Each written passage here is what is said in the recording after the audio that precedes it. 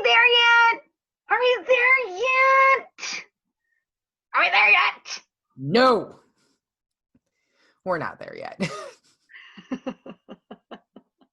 That's the nicest no. I mean, because no, my real no, if I were in a car with a small child doing that, would be like, no! Like, you know, full of like love and compassion. Love and compassion at a costume contest that's dressed up as rage. Hey everyone, it's Lisa Freed and Kieta Wheeler-Sidibe. And I make Kieta introduce herself because after all these years, I think it's only been 6 that I still can't pronounce. Yeah, it has only been, we've known each other 7, but I wasn't Sidibe at the beginning, so Wheeler's pretty easy. I will now be like Kieta Whaler.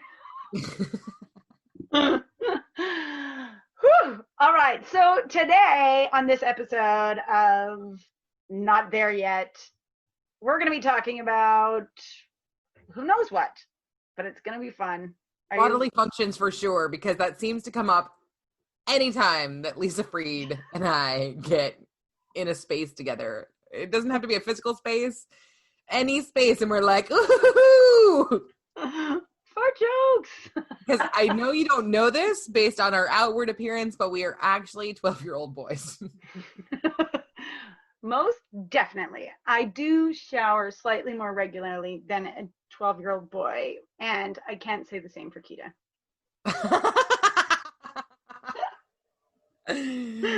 No. I shower with perfect regularity. What I did not do all day yesterday, much to everybody's detriment, was brush my teeth.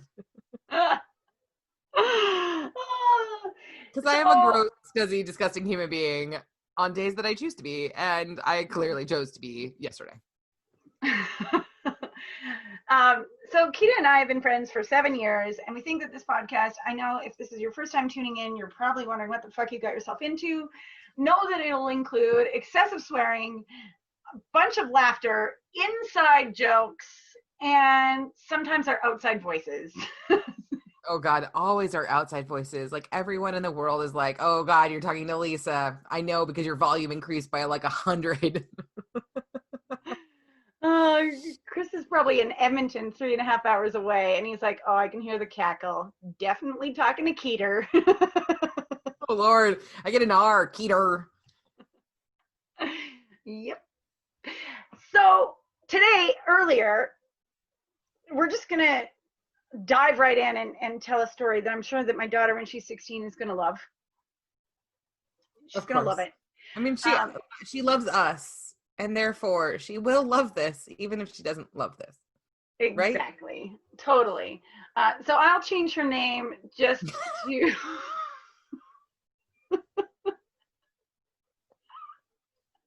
I'm sorry. For those of you listening at home to me like cackle and wheeze at the same time, I love that we've already outed that it is her daughter, but we're going to change her name. Yeah, to Mulaney. So Mulaney got up. Mulaney. Melania. No. So Mulaney gets up this morning and she's like, I have to go pee and I can't make it to the house. I have to pee right now outside at the ranch. And I was like, okay, you can't do it naked because Grandpa and your cousin are right outside the door, and that would just embarrass everyone if you're naked. So she grudgingly puts on a shirt and then comes back in, is quiet for a little while, and then comes to me as I'm on the phone with Kieta with big tears. And I ask her, what's wrong? She says, nothing. I'm fine. And then proceeds to confess that she's embarrassed because Grandpa and her cousin knew that she went pee outside in the woods. And Kieta and I, being loving, considerate, compassionate human beings, introduce her to a new game, freshly coined, one-downing. So in this parenting moment, which Lisa like actually literally was like, Kieta, go talk to your birds. I'm going to talk to my kid. And I'm trying not to eavesdrop, except that not very well, because I'm still totally and completely listening. And I can hear that P is part of the conversation. And for anybody who knows me, I have some really interesting stories of how that has happened to me in embarrassing and inappropriate places, times, contexts. And so I can hear that Delaney is quite upset. And Mulaney. Oh, my bad. I just can't speak English. Mulaney is quite upset. And Lisa's like, go talk to grandma. And she's like, hell no, I'm not telling the story to grandma. Like, I can tell that there is like guilt, shame, blame, like just piling up. You can feel it on the other end of the phone. And I'm trying not to interrupt because it's not my parenting moment and it's not my kid. And I'm not even supposed to be listening to the conversation. I am supposed to be talking to the birds. But like a hug happens. And it's at this point that I'm like, are we talking about pee in inappropriate places? Because, oh, sister, am I the queen of that? So then it's through sort of this relay, back and forth, because Delaney's not on the phone with me and I'm not on speaker, but we're having this like, oh yeah, so we're going to rope Kieta into the conversation. And I explained to Delaney that when I was 30, so not a kid, like way past the point in which this should not be a problem for anyone, I peed my pants at work. Hilarious story. We will tell some other time so that we can get to other shit. But like the point being, yeah, I did that.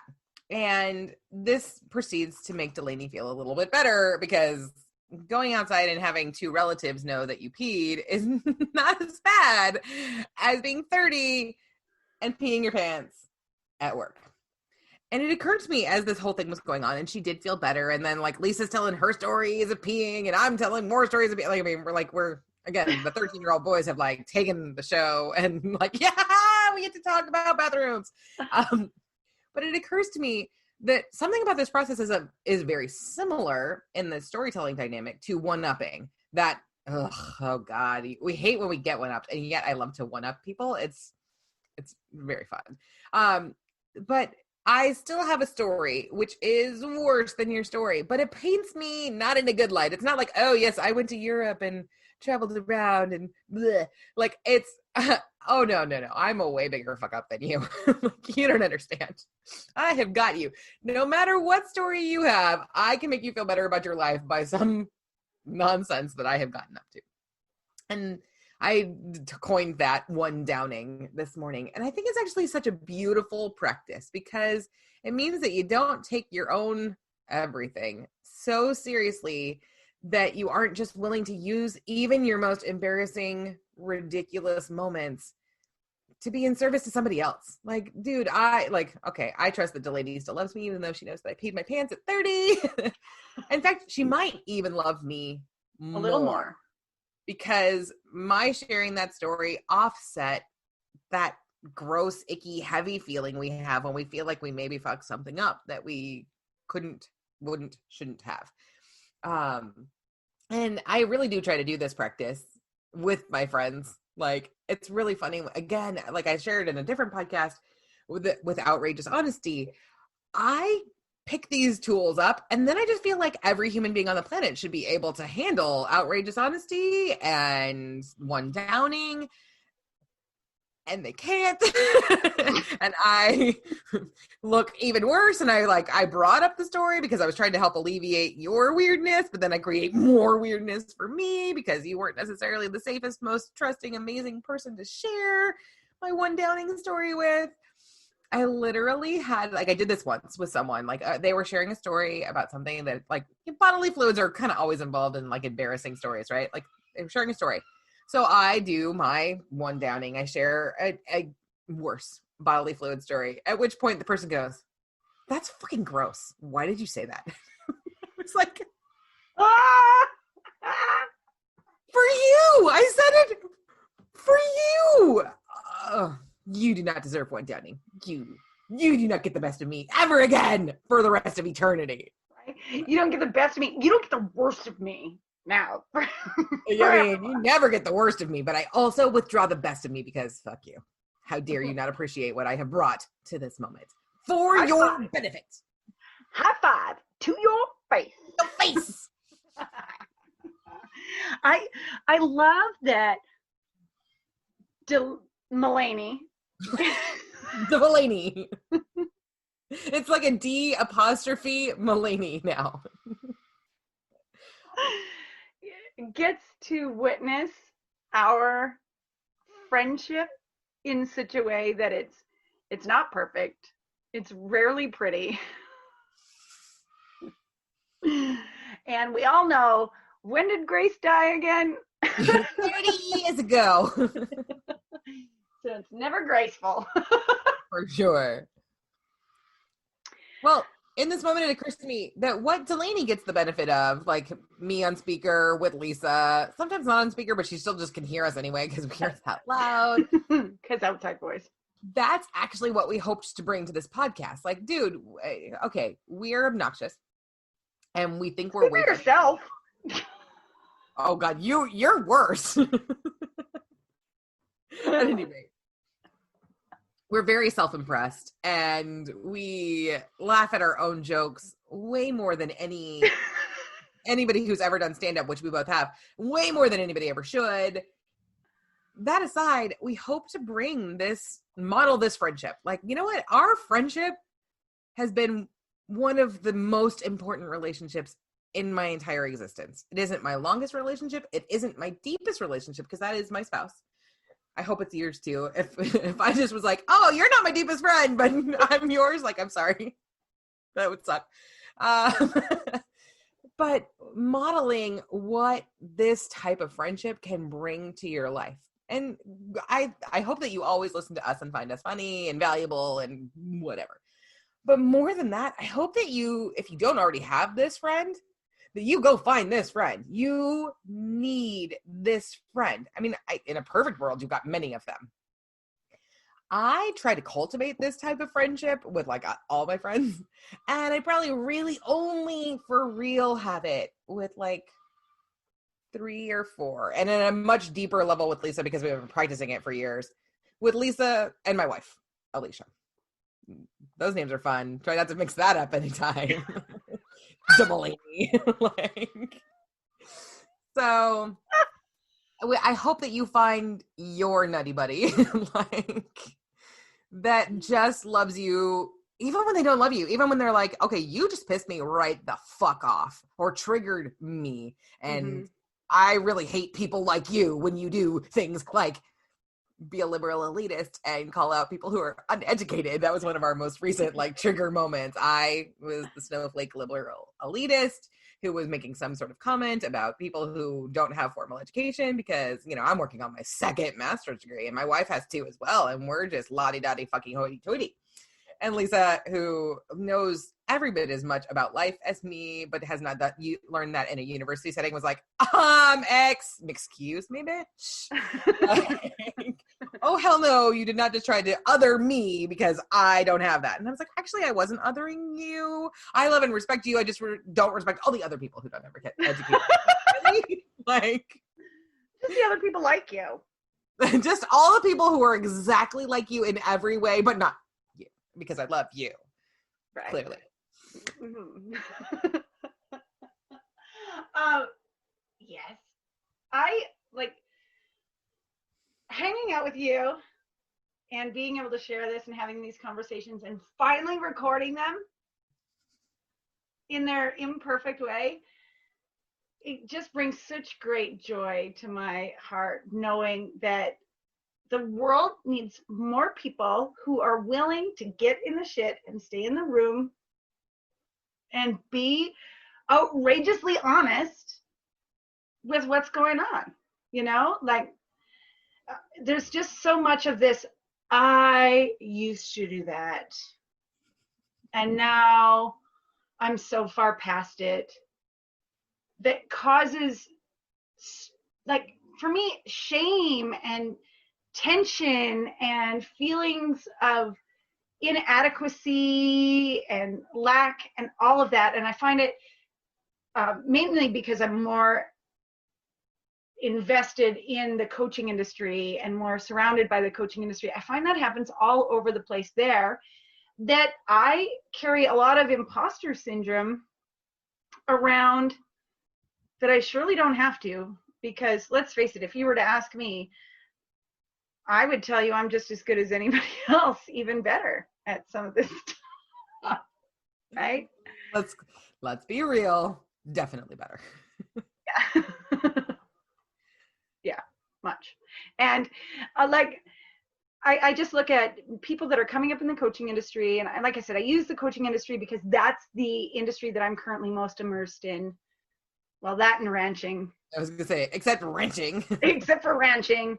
This is not about ranching. It could be, if you want to talk cow shit versus bullshit. But right now we're talking about bullshit and the coaching industry. I think that it's doing a huge disservice for those people that aren't crushing those 10-figure months yet. 10-figure months. Whew, I want those. I meant 5-figure months, or the 10K months.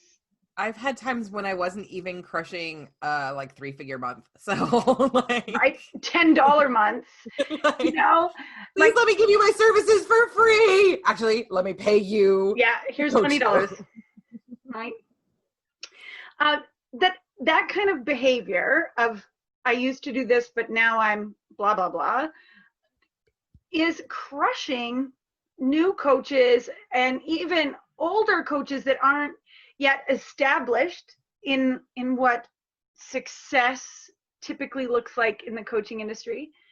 And if I can help one person feel better about themselves through this practice and this podcast, it's worthwhile, even if I do have to spend time with you.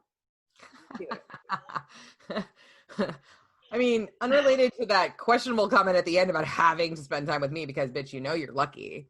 Yeah. Moving right along to one of the things that I love about the podcast. So I mentioned doing grad school again, and I am working on a master's in social work.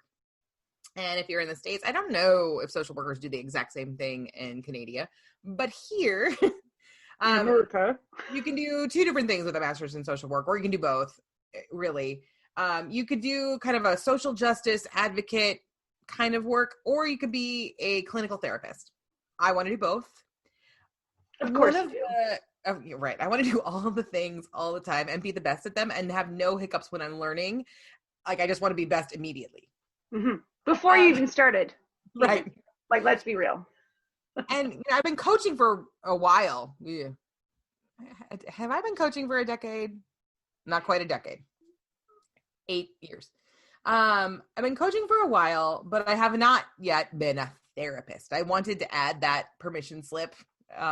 Maureen Muldoon will talk about permission slips, and I think it's a really great thing, except that I love them so much that I keep getting them anyway.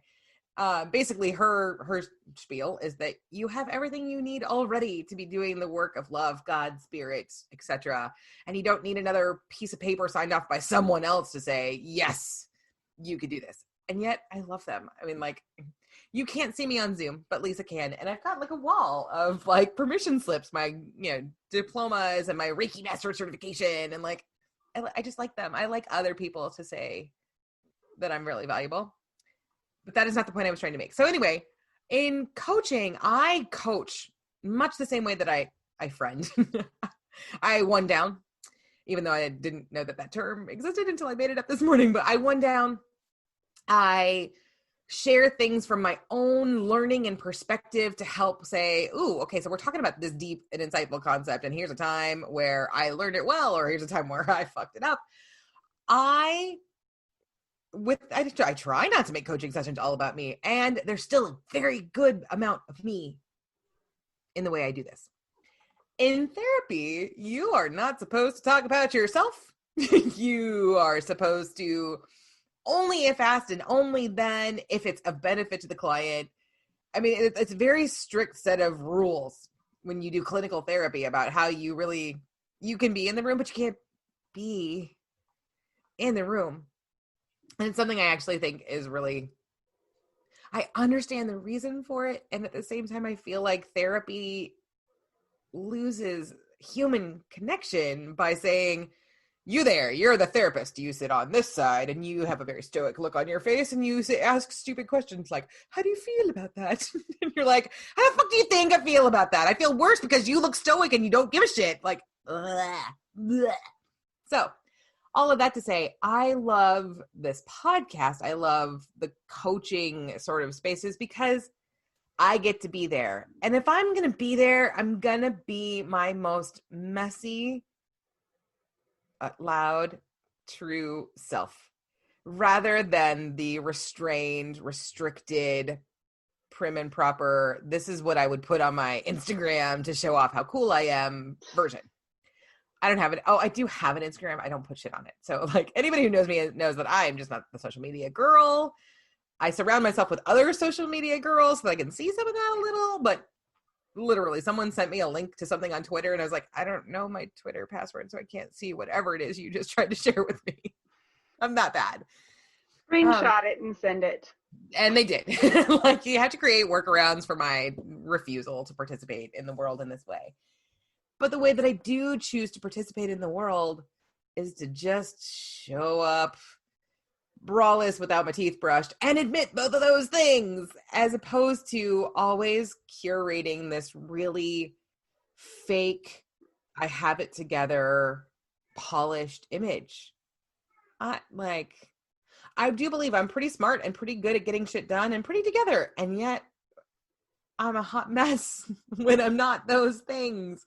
And I think it's such a lie because I feel like so many people only give us their polished, spit shined version. And they don't even admit that they spit shined. They're like, oh no, that was a fancy process. I woke up like this. There's little elves that brush my teeth while I sleep. They wake me when they're done. I need them. I'll send them to you for your birthday. Thanks. When's your birthday again?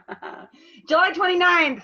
I said a hilarious comment to Lisa the other day, which apparently just needs to be shared in this moment. So I love Lisa. Lisa is like, okay, I was just describing to my kid that I have multiple best friends and that I love them all equally, but that's not true.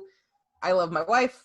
And I love my bestie, Lisa. And then there's the other best friends. Like, sorry, other best friends who are listening to this. It's true. Again, I'm willing to show up in my mess and my truth. At any rate, where was I even going? You remember, okay, oh yeah, Lisa's birthday's in. Yeah. So I know Lisa's birthday is in July. When in July, I need Facebook to tell me. And you know that I don't do Facebook, so it's kind of a mess. And so I said this funny comment when I asked her again when her birthday was. And she's like, July 29th. And I'm like, yeah, I remember that your birthday is in July, usually in August. Oh, Lord. And it's true. Like, I am anal retentive and track details on certain things so hardcore, and yet I probably won't even remember that it's July 29th tomorrow. And I'll be like, oh my God, you suck at life. My favorite is that I remember Kieta's birthday as being the day before that it actually is. So then I'm always like, happy birthday tomorrow.